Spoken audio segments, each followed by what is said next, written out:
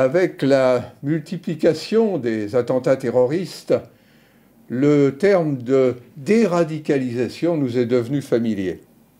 Qu'est-ce que ça veut dire? Je ne suis pas un expert sur la question, mais le peu que j'ai pu en connaître m'a paru très inefficace et parfois carrément mensonger. Ce n'est pas en prenant les gens pour des imbéciles qu'on peut leur faire changer d'avis. Je vais partager cette vidéo en 3 parties. L'origine historique du Coran et partant de l'islam, les erreurs des déradicalisateurs et la voie que nous proposons, la voie de la découverte expérientielle de soi. En ce qui concerne l'origine historique du Coran, nous devons savoir que Mahomet n'est pas l'auteur du Coran, mais le véritable auteur en quelque sorte est le calife Osman ibn Affan, 3e calife, qui régna de 644 à 656. C'était un despote qui imposa sa version du Coran contre 2 autres, dont celle d'Ali, qui était le cousin et le gendre du prophète. Voilà, je vous présente un extrait d'un documentaire sur ce sujet.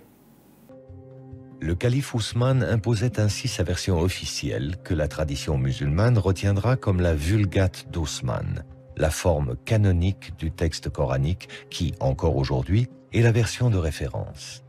Mais l'imposition de cette Vulgate se fit au prix de décisions despotiques. D'autres versions du texte coranique existaient dans l'Empire, concurrentes, avec un nombre de versets ou une organisation différente des sourates.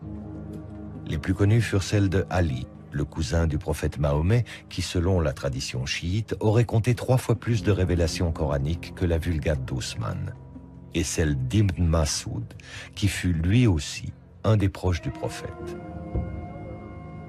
Le calife Ousmane interdit ces versions concurrentes à la sienne et demanda leur destruction définitive. Ibn Masoud, qui ne voulut s'y soumettre, fut publiquement châtié. Bon, nous avons donc maintenant bien compris que le Coran tel qu'il est le produit d'une imposture imposée par la force. Le second point sont les erreurs des déradicalisateurs. La première erreur, c'est le mensonge. Je prends un exemple. Il y a quelques années, j'avais vu un documentaire sur un centre de déradicalisation, déjà quelque part dans un pays arabe, et il y avait dans le centre des panneaux sur les murs sur lesquels étaient inscrits des versets du Coran. Et il y en avait un en particulier qu'on retrouve assez souvent et qui dit en quelque sorte « Celui qui tue un homme tue toute l'humanité ». Alors on se dit « Ah ben voilà une preuve de l'extrême pacifisme et de la grande sagesse du Coran ». On retrouve d'ailleurs ceci sur un panneau, le panneau d'une manifestante, dans une manifestation parisienne. Quiconque tuerait une personne, c'est comme s'il avait tué tous les hommes. Voici maintenant le verset complet qui est relatif au meurtre d'Abel par Caïn. C'est pourquoi nous avons prescrit pour les enfants d'Israël que quiconque tuerait une personne non coupable d'un meurtre ou d'une corruption sur la terre, c'est comme s'il avait tué tous les hommes. L'expression « non coupable d'un meurtre ou d'une corruption sur la terre », qui a été enlevée donc des citations, change tout, puisque pour l'intégriste, ne pas se soumettre à la religion d'Allah représente une corruption sur la terre. Ceci est d'ailleurs assez significatif du désarroi peut-être des propagandistes de l'idée d'un Coran pacifique, qu'ils sont réduits à tronquer un verset pour tenter de démontrer leur point de vue.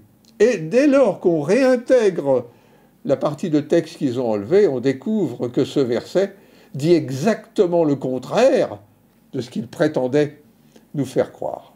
Les intégristes peuvent nous répondre à bon droit que le texte les justifie parfaitement. Je vais prendre un certain nombre de citations. Alors, la première, c'est « Combattre vous a été prescrit, bien que vous l'ayez en aversion. Il est possible que vous ayez de l'aversion pour une chose qui est un bien pour vous, et il est possible que vous aimiez une chose qui est un mal pour vous. Allah sait alors que vous ne savez pas. » Seconde citation est un engagement, un encouragement à combattre. Combattez dans la voie de Dieu ceux qui vous combattent sans jamais outrepasser les limites permises, car Dieu n'aime pas ceux qui les transgressent. Tuez-les partout où vous les trouvez, chassez-les d'où ils vous ont chassés, car la subversion est pire que le meurtre. Ne les combattez pas cependant auprès de la mosquée sacrée, à moins qu'ils ne vous y attaquent les premiers. Dans ce cas, n'hésitez pas à les tuer. Ce sera la juste récompense des infidèles. Là aussi quelque chose d'important, les combattants sont préférés aux non-combattants. Les non-combattants parmi les croyants, exception faite pour ceux frappés d'infirmité, et les combattants dans le chemin d'Allah, de leurs biens et de leurs personnes, ne sont point égaux. Allah a mis les combattants de leurs biens et de leurs personnes un degré au-dessus des non-combattants. À tous, Allah a promis la très belle récompense. Mais Allah a mis les combattants au-dessus des non-combattants, et sa rétribution sera immense. La citation suivante, c'est une admonestation aux tièdes, qui refusent ou rechignent à aller au combat. Ô vous qui croyez, quand il vous est crié, lancez-vous en campagne sur le chemin d'Allah, qu'avez-vous à rester cloué à la terre? Agréez-vous plutôt la vie immédiate que la vie dernière? Quelle est la jouissance de la vie immédiate que la vie dernière, sinon peu de choses? Si vous ne vous lancez pas en campagne, Allah vous infligera un tourment cruel, et vous substituera un peuple autre que vous, et vous ne lui porterez nul dommage. Allah sur toute chose est omnipotent. Bon, on pourrait multiplier les citations, mais ça suffit. L'intégriste a la conviction, et il a raison, qu'il est dans le chemin d'Allah. Un autre obstacle à la déradicalisation, c'est le sens du groupe. Le sens du groupe est une notion très importante, héritée de nos ancêtres d'il y a des millions d'années, les chasseurs-cueilleurs, pour qui l'appartenance à un groupe était fondamentale, était même une garantie de survie. Eh bien, ce sens du groupe nous a été transmis, et nul ne trahira un groupe à moins que celui-ci ne l'ait préalablement trahi. Or, le déradicalisateur se trouve généralement en position face à l'intégriste, en position de l'ennemi, l'ennemi judéo-chrétien, l'ennemi laïque, démocratique, enfin, tout ce qu'il déteste. Ceci nous amène à la troisième voie, la nôtre. Il faut savoir que nous agissons non pas de manière dogmatique, mais de manière expérientielle, c'est-à-dire que tous doivent expérimenter, non pas croire, mais expérimenter. Et la première des expérimentations, c'est celle qui permet de retrouver des souvenirs de vie antérieure. Et un souvenir retrouvé ne se confond pas avec du rêve, jamais. Celui qui le retrouve sait parfaitement qu'il s'agit d'un de ses souvenirs à lui. Ceci va lui révéler qu'il n'est pas ce qu'il croit être d'abord. Ce qu'il est aujourd'hui incarné est circonstanciel. C'est en quelque sorte un comédien qui joue un rôle, mais qui en a joué d'autres, et en jouera d'autres encore. Il doit comprendre, et il comprendra, qu'il est d'abord un esprit qui vit une expérience humaine. Ceci va l'ouvrir à une réalité nouvelle. Depuis des années que j'expérimente et que j'aide les gens à expérimenter, je l'ai fait en particulier beaucoup en France, mais je l'ai fait aussi en Afrique, au Sénégal, je l'ai fait aussi en Guinée, et évidemment, les Africains retrouvent des souvenirs comme tout le monde, le contraire aurait été étonnant, et parmi ceux qui retrouvent des souvenirs, il y en a qui sont de toute origine, de toute religion. Donc, un certain nombre de musulmans ont retrouvé des vies où ils étaient des Européens chrétiens, et ceci a été évidemment pour eux une révélation. Alors, comme je ne les ai pas revus, sauf certains, mais généralement je ne les ai pas revus, je ne sais pas s'ils ont immédiatement abandonné leur dévotion musulmane, mais ce dont je suis certain, c'est que cette révélation était pour eux une brèche dans leur croyance, puisque l'islam affirme qu'il n'y a qu'une seule incarnation. Et là, ils découvraient qu'il y en avait plusieurs, et qu'ils en ont vécu eux-mêmes plusieurs. Et ils ont découvert aussi, pour ceux qui sont allés un peu plus loin, ils ont aussi découvert quelque chose de fondamental.